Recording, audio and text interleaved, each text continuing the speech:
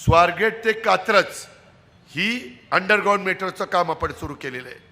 कात्रज ते फुरसुंगी ही मेट्रो आपल्याला न्यायची आहे। कात्रज ते हिंजवडी मेट्रो मार्गाच्या कामाला आपल्याला गती द्यायची आहे। कात्रज चौक ते भिलारवाडी दरम्यान रस्त्याचं रुंदीकरण आपल्याला करायचं आहे।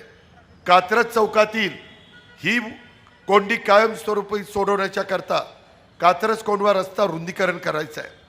मी आता पालकमंत्री आहे, मी विरोधी पक्ष नेता असताना आता पालकमंत्री असताना देखील माझं सर्वात जास्त लक्ष कात्रज कोंढवा रस्त्याकडे आहे, कामावर आहे। मी स्वतः भल्या पाटे येऊन भेट देऊन कामाची पाहणी केलेली आहे, सातत्याने आढावा घेतोय। या कामाकरता काहींच्या जमिनी ह्या ॲक्वायर करायच्या होत्या, त्याला अधिग्रहण म्हणतात। आवश्यक निधी राज्य सरकारकडनं सातत्याने आम्ही दिलेला आहे। मी आमच्या जाहीरनाम्यामध्ये देखील कात्रज कोंढवा रस्ता पूर्ण करण्याचं वचन दिलेलं आहे। तुम्ही अजित पवारांना ओळखता, मी आपल्या सर्वांना सांगतो, नागरिकांनो, 6 महिन्याच्या आत हा रखडलेला रिंग रोड रस्ता मी नाही पूर्ण केला तर नावाचा अजित पवार सांगण्यात आहे। फक्त मला महानगरपालिका ताब्यात द्या, त्याच्यामध्ये कुठेही अडचण येऊन देत नाही।